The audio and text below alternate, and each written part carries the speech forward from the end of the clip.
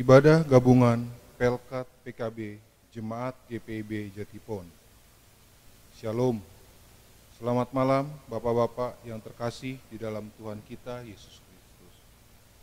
Pada kesempatan kali ini kita dimampukan berjumpa kembali dalam ibadah gabungan Pelkat PKB Jemaat GPB Jatipon secara online.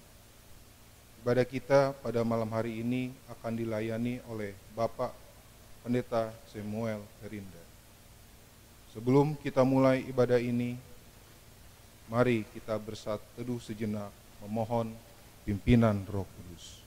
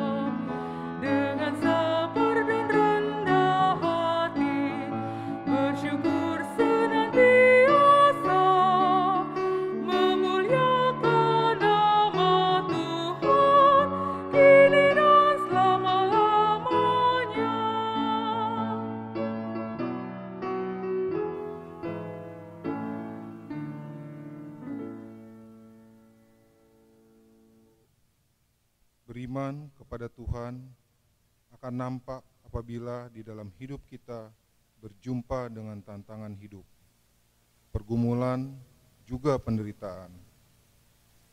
Daud mengalaminya saat orang-orang Israel takut dan gentar menghadapi Goliat. Ia justru memilih untuk berlari ke barisan musuh. Daud berani melakukannya karena di dalam iman percayanya pada Tuhan Allah. Daud yakin Tuhan ada di pihaknya tanpa takut dan gentar. Daud berkata, "Engkau mendatangi aku dengan pedang dan tombak dan lembing, tetapi aku mendatangi engkau dengan nama Tuhan semesta alam." Jadi, kemenangan hanya akan terjadi jika kita mau bergerak maju dan masuk ke medan peperangan, berani keluar dari zona nyaman, kalahkan ketakutan dan hadapi lawan. Mari kaum Bapa, kita bergerak keluar untuk mencari Tuhan, dan hendaknya melalui ibadah pada saat ini yang kita lakukan secara online di rumah kita masing-masing. Kiranya ibadah malam hari ini menjadi berkat bagi kita semua.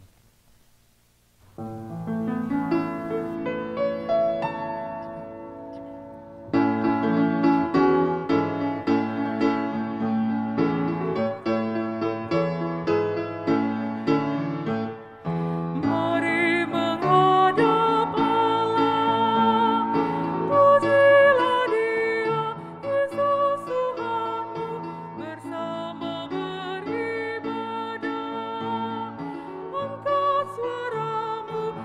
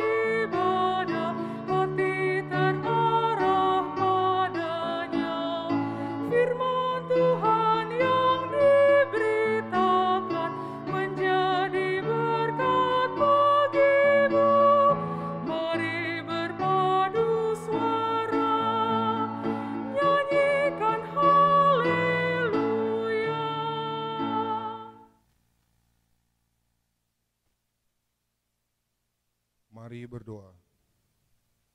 Bapa yang Maha Kasih, puji syukur kami naikkan kepadamu atas berkat yang telah Engkau karuniakan kepada kami.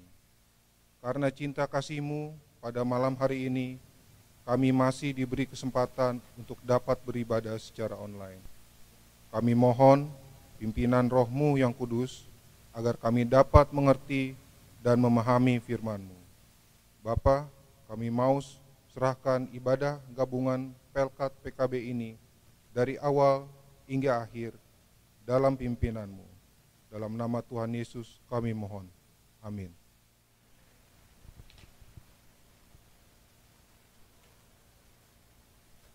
Tuhan hidup, terpujilah gunung batuku. Dan mulialah Allah penyelamatku. Allah yang telah mengadakan pembalasan bagiku, yang telah menaklukkan bangsa-bangsa ke bawah kuasaku, yang telah meluputkan aku daripada musuhku. Bahkan Engkau telah meninggikan aku mengatasi mereka yang bangkit melawan aku. Engkau telah melepaskan aku dari orang yang melakukan kelaliman.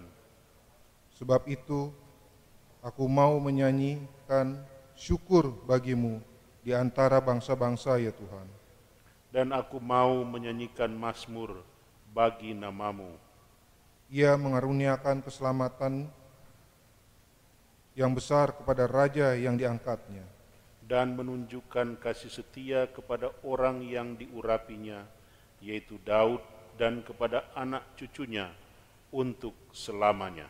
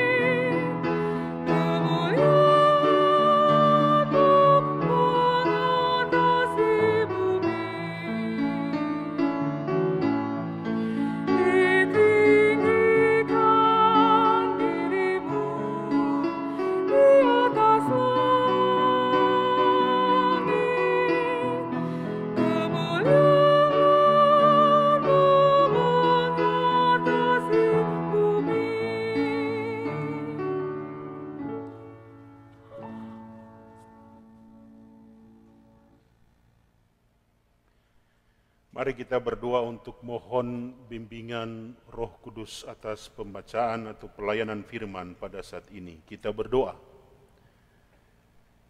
Berfirmanlah kepada kami ya Tuhan, karena kami anak-anak-Mu, persekutuan kaum bapa jemaat Jatipon di tempat ini, siap mendengar firman-Mu. Dalam nama Tuhan Yesus Kristus, kami berdoa. Amin. Umat yang dikasihi Tuhan, marilah mendengar firman Tuhan. Haleluya.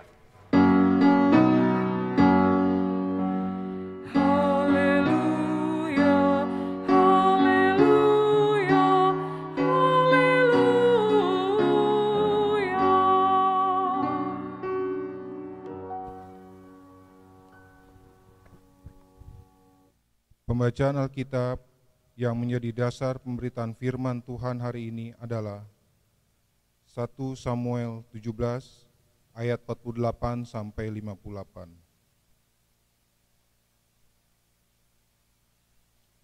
1 Samuel 17 ayat 48 sampai 58. Ketika orang Filistin itu bergerak maju untuk menemui Daud, maka segeralah Daud berlari ke barisan musuh untuk menemui orang Filistin itu.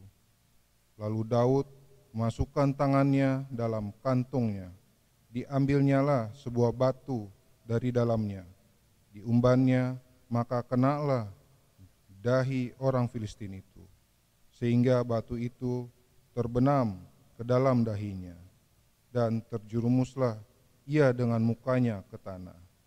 Demikianlah Daud mengalahkan orang Filistin itu dengan umban dan batu. Ia mengalahkan orang Filistin itu dan membunuhnya tanpa pedang di tangan. Daud berlari mendapatkan orang Filistin itu, lalu berdiri di sebelahnya. Diambilnyalah pedangnya, dihunusnya dari sarungnya, lalu menghabisi dia. Dipancungnyalah kepalanya dengan pedang itu. Ketika orang-orang Filistin itu melihat bahwa pahlawan mereka telah mati, maka larilah mereka. Maka bangkitlah orang-orang Israel dan Yehuda. Mereka bersorak-sorak, lalu mengejar orang-orang Filistin sampai dekat Gad dan sampai pintu gerbang Ekron. Dan orang-orang yang terbunuh dari orang Filistin bergelimpangan di jalan ke Saaraim sampai Gad dan sampai Ekron. Kemudian pulanglah orang Israel dari pemburuan hebat atas orang Filistin, lalu menjarah perkemahan mereka. Dan Daud mengambil kepala orang Filistin yang dipancungnya itu dan membawanya ke Yerusalem. Tapi senjata-senjata orang itu ditaruhnya dalam kemahnya. Ketika Saul melihat Daud pergi menemui orang Filistin itu, berkatalah ia kepada Abner, panglima tentaranya, "Anak siapakah orang muda itu, Abner?" Jawab Abner, "Demi tuanku hidup, ya Raja, sesungguhnya aku tidak tahu." Kemudian Raja berkata, "Tanyakanlah, anak siapa orang muda itu?" Ketika Daud kembali sesudah mengalahkan orang Filistin itu, maka Abner memanggilnya dan membawanya menghadap Saul. Sedang kepala orang Filistin itu masih ada di tangannya. Kata Saul kepadanya, "Anak siapakah engkau?" "Ya, orang muda," jawab Daud, "anak hamba tuanku Isai orang Betlehem." Demikianlah pembacaan Alkitab. Hendaklah firman Tuhan diam dengan segala kekayaannya di antara kamu dan ucaplah syukur kepada Allah.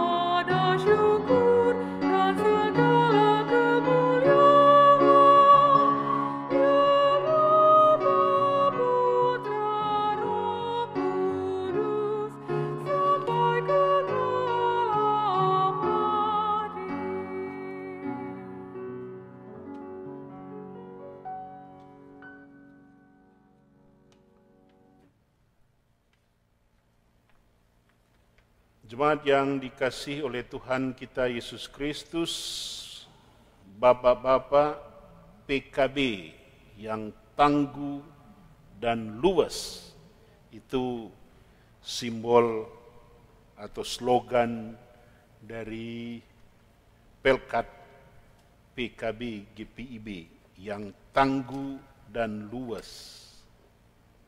Mungkin kata yang tangguh dan luas ini diambil juga dari peristiwa heroik yang dilakukan oleh Daud ketika Daud mengalahkan orang Filistin. Nah,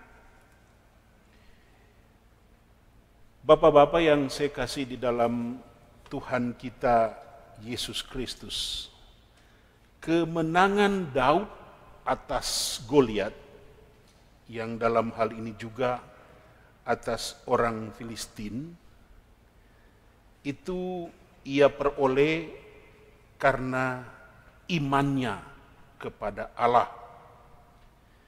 Iman yang telah diuji dan dibuktikan di dalam sejarah perjalanan Daud. Oleh sebab itu judul khotbah yang diberikan kepada saya atau judul khotbah pada ibadah Pelkat PKB saat ini adalah kemenangan Daud, kemenangan Tuhan. Nah, paling tidak kita dapat menemukan ada 5 hal yang khusus yang membuat Daud menang mengalahkan Goliat.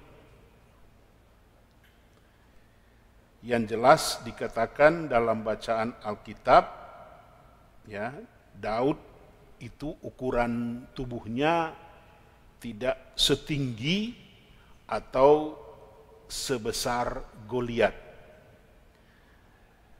Goliat dijadikan simbol kemenangan orang Filistin. Goliat itu menjadi simbol senjata yang paling muktahir yang dimiliki oleh orang Filistin, sehingga ketika Goliat ditempatkan di barisan paling depan, orang Israel mengalami ketakutan yang luar biasa. Mereka akan berpikir bagaimana mungkin kita dapat mengalahkan Goliat yang sangat besar. Sesuatu yang tidak akan pernah mungkin terjadi karena di dalam sejarah orang Filistin, kalau Goliat tampil, kemenangan selalu ada di pihak orang Filistin. Nah, apalagi bangsa Israel pada saat itu berhadapan langsung muka dengan muka. Mereka dengan Goliat dan di belakangnya ada tentara Filistin. Jadi bisa dikatakan mereka nyalinya itu langsung hilang. Mereka tidak akan sanggup lagi. Nah, Bapak-bapak yang saya kasih dalam Tuhan, kalau kita punya nyali sudah turun, sudah jatuh, walaupun kita badan besar, walaupun kita punya kekuatan, punya kemampuan, pasti nyali itu yang akan melemahkan hidup kita.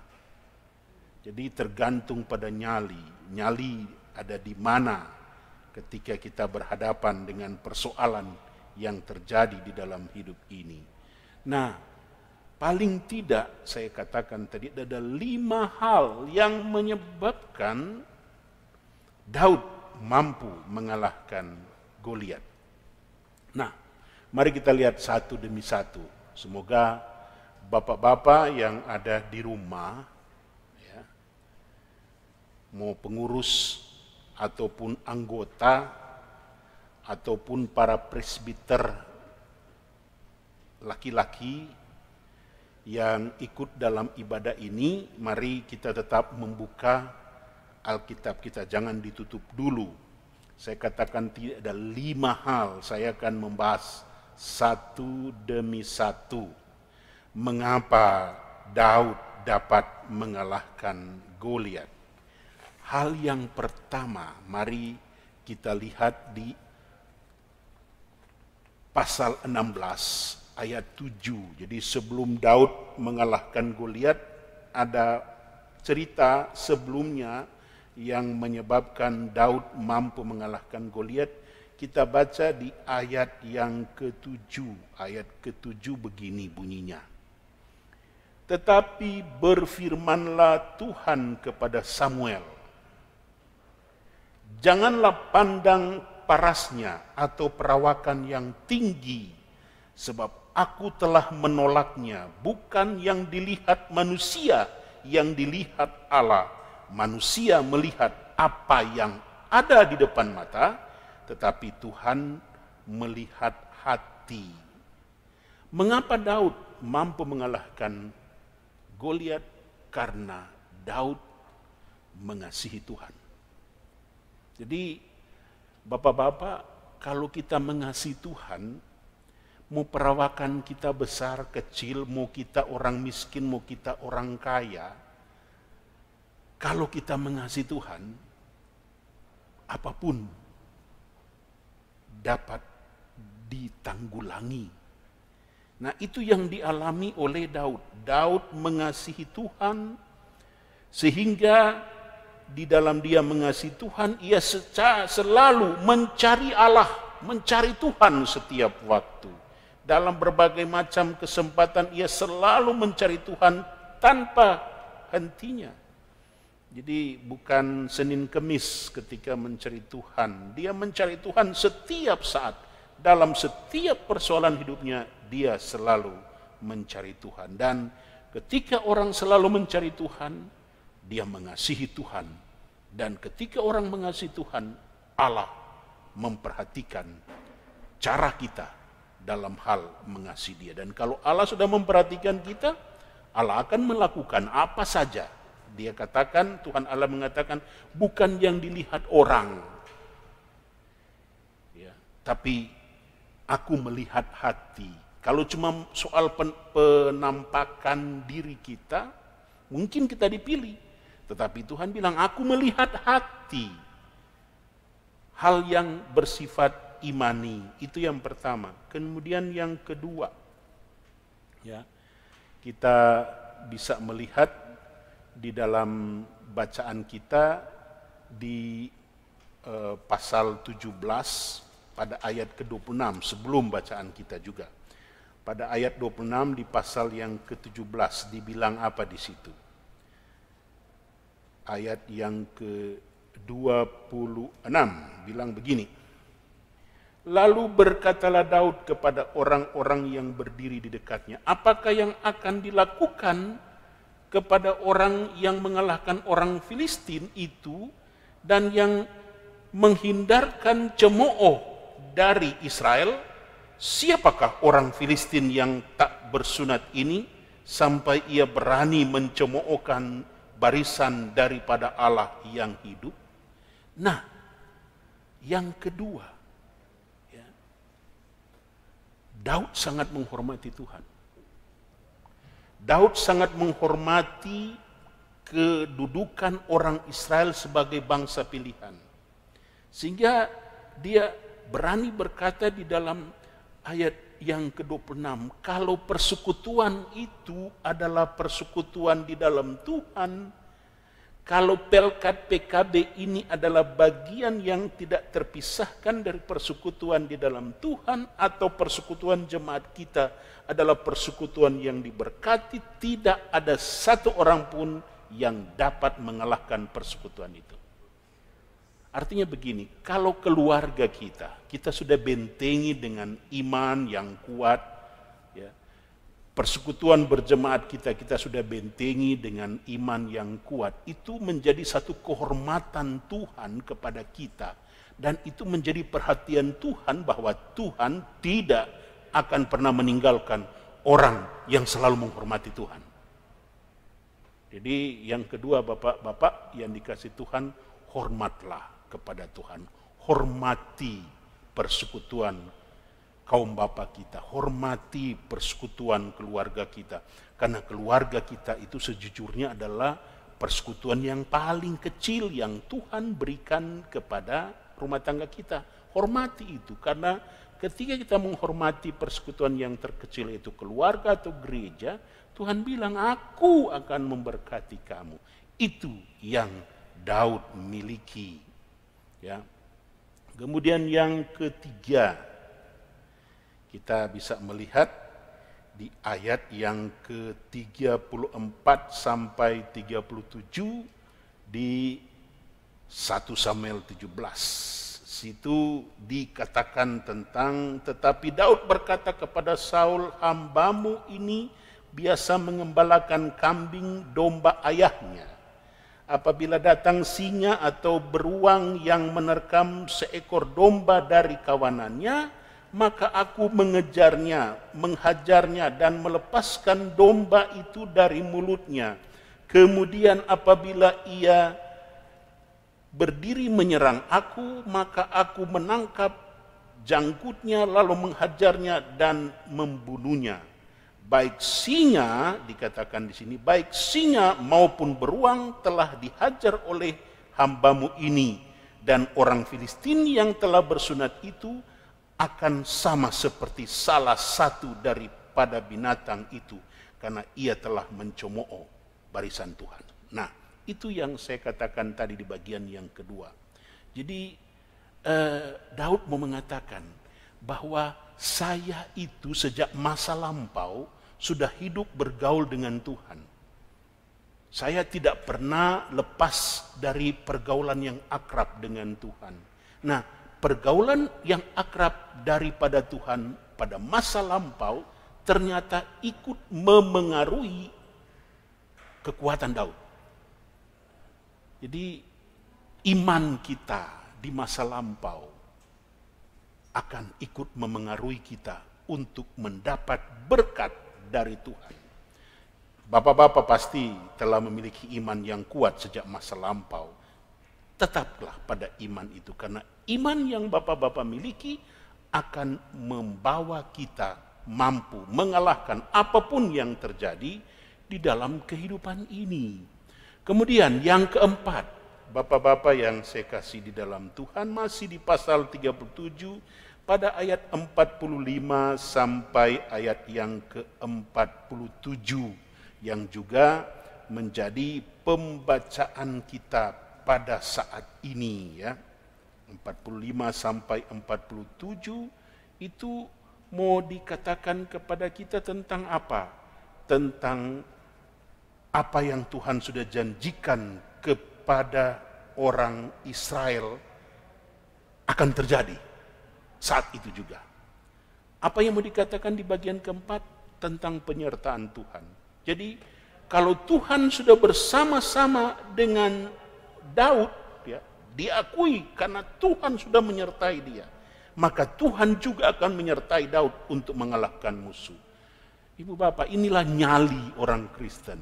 Nyali saya adalah saya percaya akan janji penyertaan Tuhan. Saya percaya benar bahwa Tuhan sementara bersama-sama di dalam kehidupan beriman saya. Saya percaya benar bahwa Tuhan bersama-sama di dalam kehidupan persekutuan keluarga saya. Janji ini akan menghantar saya untuk mampu mengalahkan apapun yang ada di depan kita. Jangankan pandemi COVID-19, apapun yang lebih besar nanti yang akan datang menghantui kita misalnya, saya tidak akan pernah takut. Karena apa? Ada janji penyertaan. Inilah kekuatan orang Kristen. Inilah kekuatan anak-anak Tuhan yang tidak dimiliki oleh orang lain di luar persekutuan kebersamaan kita sebagai PKB di jemaat kita ini. Itu yang keempat. Yang kelima dan yang terakhir, mari kita melihat di ayat yang ke-13 di 1 Samuel 16. Nah, ini penting. Mari Bapak-bapak kita membuka Alkitab di ayat yang ke-13 pasal yang ke-16. Apa yang dikatakan di dalam bacaan ini? Tolong Bapak-bapak kalau punya stabilo atau kalau punya pensil atau kalau punya pena, ini digaris bawahi. Sebab ini yang kunci utama mengapa Daud mampu mengalahkan Goliat, sesuatu yang tidak mungkin tetapi ternyata mungkin bagi Tuhan. Mari kita baca ayat yang ke-13. Kita baca secara bersama-sama. Saya membaca di sini, Bapak-bapak membaca di rumah. 1 Samuel 16 ayat yang ke-13 berkata seperti ini. Samuel mengambil tabung tanduk yang berisi minyak itu dan mengurapi Daud di tengah-tengah saudara-saudaranya. Sejak hari itu dan seterusnya berkuasalah roh Tuhan atas Daud. Lalu berangkatlah Samuel menuju Rama. Nah, garis bawahi, berkuasalah roh Tuhan atas Daud. Jadi proses Daud mengalahkan Goliat karena dikatakan di dalam ayat yang ke-13, berkuasalah roh Tuhan. Ada roh Tuhan, ada campur tangan Tuhan di dalam proses Daud mengalahkan Goliat. Saya mau sampaikan kepada bapak-bapak, di dalam hal inilah juga ketika Roh Kudus campur tangan atas setiap pergumulan, setiap persoalan, apalagi kita sebagai bapak-bapak dalam rumah tangga, kepala rumah tangga, yang kita pikirkan adalah bagaimana saya mau membuat supaya rumah tangga saya ini bisa eksis di dalam menjalani kehidupan keluarga. Peran campur tangan Roh Kudus sangat penting di dalam hidup kita. Pertanyaan mungkin dari bapak-bapak kepada saya, Pak Pendeta, bagaimana saya mengetahui tentang campur tangan Roh Kudus di dalam kehidupan saya? Ini bukan pertanyaan yang gampang, tapi ini pertanyaan iman yang sangat penting untuk kita jawab, untuk kita lakukan di dalam hidup kita setiap hari. Campur tangan Roh Kudus hanya bisa didapatkan dalam hubungan yang akrab antara bapak-bapak dengan Tuhan. Hanya itu saja. Semakin saya bisa memahami, semakin saya bisa belajar dari apa yang Tuhan mau inginkan untuk saya lakukan. Kita meminta di dalam doa, kita berdoa setiap saat. Tuhan campur tangan setiap pergumulan yang saya alami. Cara saya mendapatkan campur tangan Tuhan hanya satu, seperti yang saya katakan tadi. Bergaul akrab dengan Tuhan. Bapak-bapak, dari anak-anak PA sampai PKLU, tahu bagaimana cara kita bergaul akrab dengan Tuhan. Hanya satu jawabannya, adalah setiap saat kita mempunyai kedekatan yang akrab dengan Tuhan. Bagaimana kita membangun kedekatan yang akrab dengan Tuhan? Sebagaimana kita bisa membangun kedekatan yang akrab dengan istri, bapak-bapak sekalian, sebagaimana bapak-bapak bisa membangun hubungan yang akrab dengan anak-anak, seperti itu jugalah kita membangun hubungan yang akrab dengan Roh Kudus. Kalau kita sudah bisa membangun hal seperti itu, kita mampu mengalahkan setiap tantangan, setiap cobaan yang terjadi di dalam hidup kita. Mari bapak-bapak yang tangguh dan luwes untuk tetap mampu menjalani hidup dalam campur tangan Roh Kudus atas kehidupan ini. Tuhan Yesus memberkati. Amin.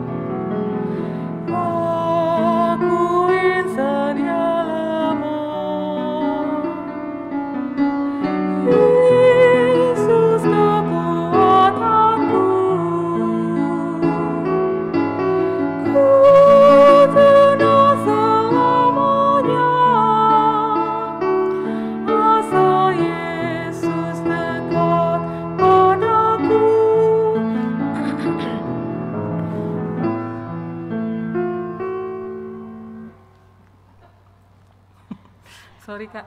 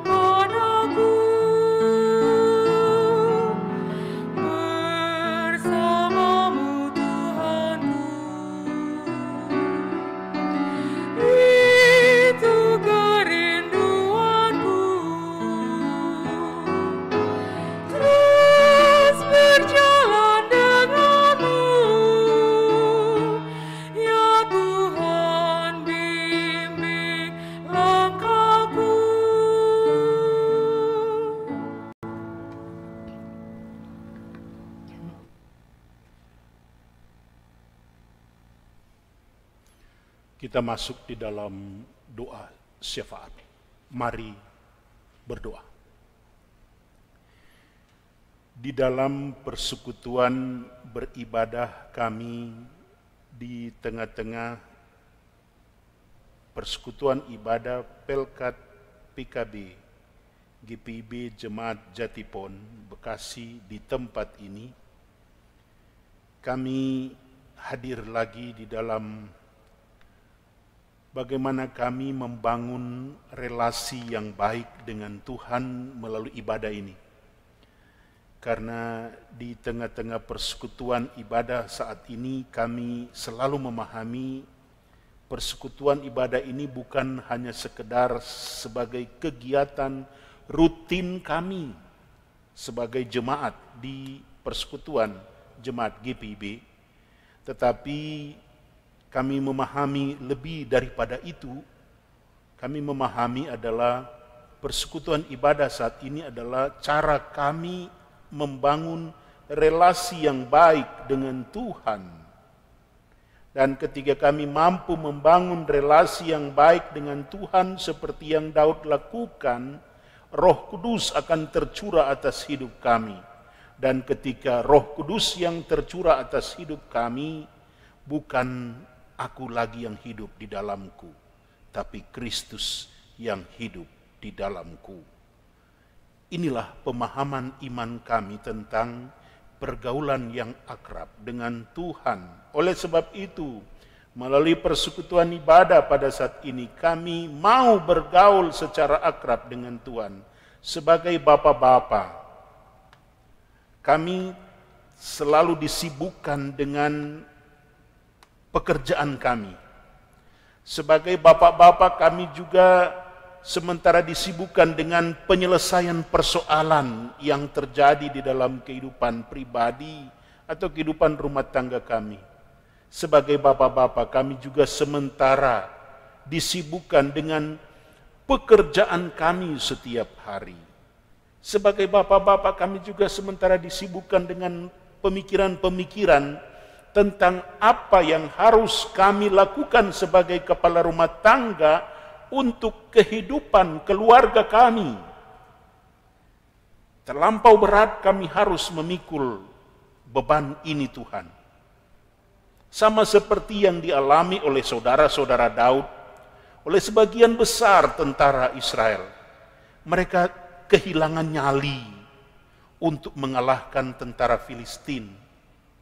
Tetapi ternyata Tuhan tidak membutuhkan banyak orang agar ia memiliki nyali yang kuat.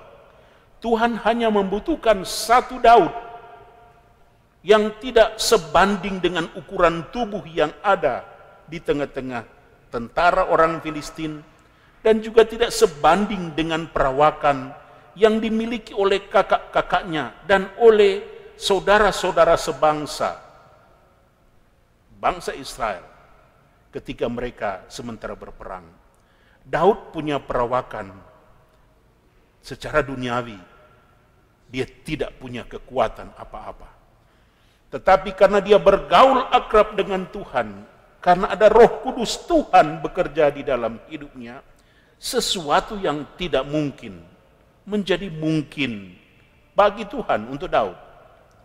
Dan hal inilah yang kami mau berdoa kepadamu Tuhan. Kalau kami hanya mengandalkan kekuatan kami, siapalah kami Tuhan? Di antara bapak-bapak yang ada, siapakah kami Tuhan? Di antara manusia yang ada di dunia ini, siapakah kami Tuhan di antara persekutuan berjemaat di tengah-tengah jemaat GPIB Jatipon ini? Kami hanya bapak-bapak yang lemah. Kami hanya bapak-bapak yang tidak mempunyai kreasi yang begitu besar seperti pelkat-pelkat lainnya. Tetapi kami masih memiliki iman yang kuat seperti Daud. Kami masih memiliki di dalam hidup kami masih memiliki Roh Kudus yang berkuasa atas hidup kami.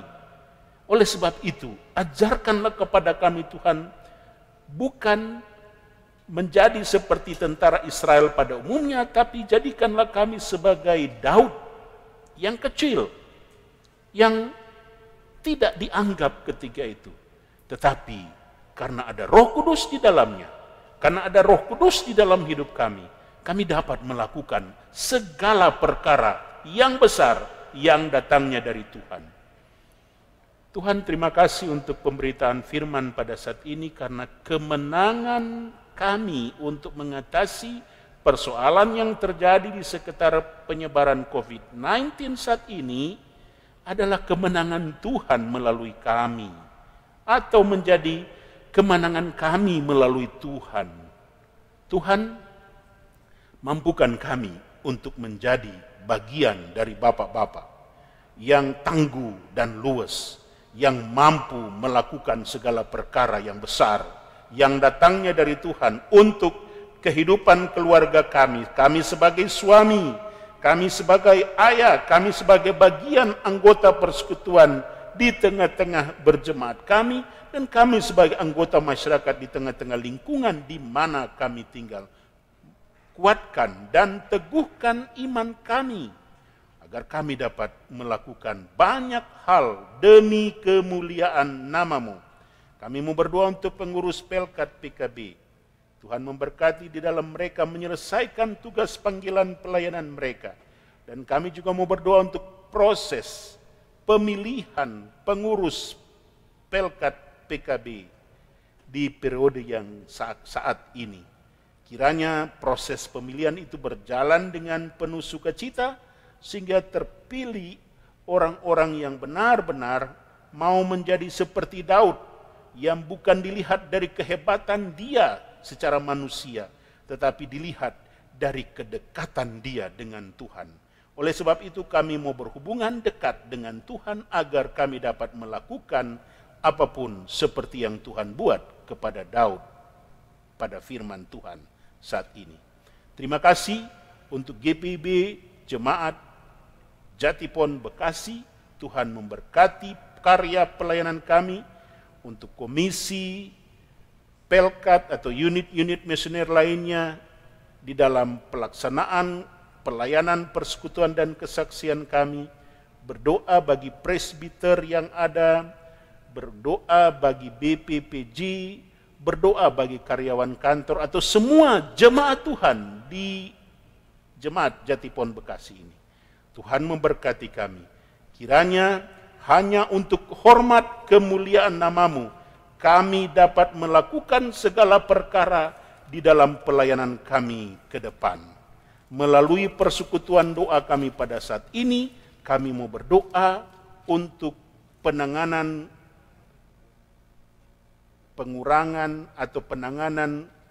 COVID-19. Tuhan memberkati gugus depan yang ada. Tuhan memberkati bangsa kami Indonesia, pemimpin bangsa kami. Tuhan memberkati tim medis yang ada, yang berada di barisan terdepan untuk membantu masyarakat di dalam rangka mengurangi penyebaran COVID-19. Tuhan berkati seluruh masyarakat yang ada. Tuhan berkati, kami mau berdoa juga untuk mereka yang terpapar karena COVID-19. Tuhan kuatkan dan mampukan mereka. Mereka tidak sendiri, mereka selalu bersama-sama di dalam persekutuan dengan Tuhan. Terima kasih banyak Tuhan untuk semua yang Tuhan buat sampai saat ini. Seluruh keberadaan kehidupan kami pada hari ini dan seterusnya. Melalui persekutuan pelayanan kami serahkan kepadamu. Inilah doa kami yang hanya kami alaskan melalui satu nama, yaitu Yesus Kristus Tuhan kami yang sudah mengajar kami berdoa bersama-sama. Bapa kami yang di sorga, dikuduskanlah namamu, datanglah kerajaanmu, jadilah kehendakmu di bumi seperti di sorga. Berikanlah kami pada hari ini makanan kami yang secukupnya, dan ampunilah kami akan kesalahan kami, seperti kami juga mengampuni orang yang bersalah kepada kami. Dan janganlah membawa kami ke dalam pencobaan, tetapi lepaskanlah kami daripada yang jahat.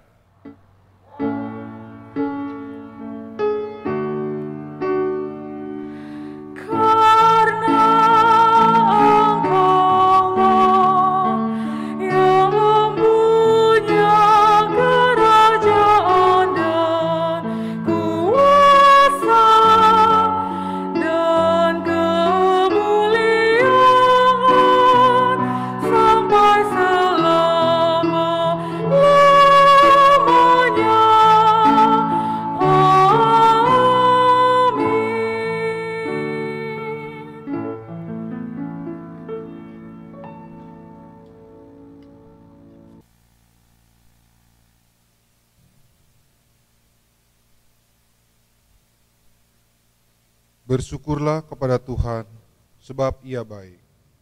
Bahwasanya untuk selama-lamanya kasih setianya. Mari membawa persembahan syukur kita dengan sukacita kepada Tuhan, Sang Sumber Berkat.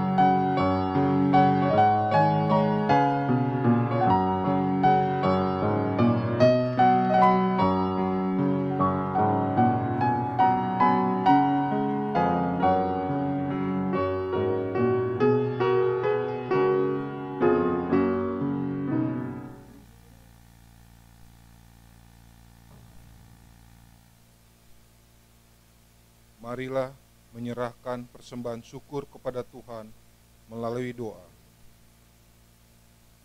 Kita berdoa. Ya Allah, sumber segala berkat, terima kasih atas berkat-Mu yang telah Engkau berikan kepada kami. Apabila Engkau mampukan pada hari ini dapat memberikan persembahan syukur, itu semua asalnya hanya daripada-Mu sendiri. Bapa, terimalah persembahan syukur kami ini, dan kiranya persembahan ini dapat berguna bagi pelayanan kasih-Mu. Terlebih di tengah-tengah pandemi COVID-19 ini, kiranya dapat menjadi saluran berkat bagi sesama. Berkati mereka yang mengelolanya. Di dalam nama Tuhan Yesus kami berdoa. Amin.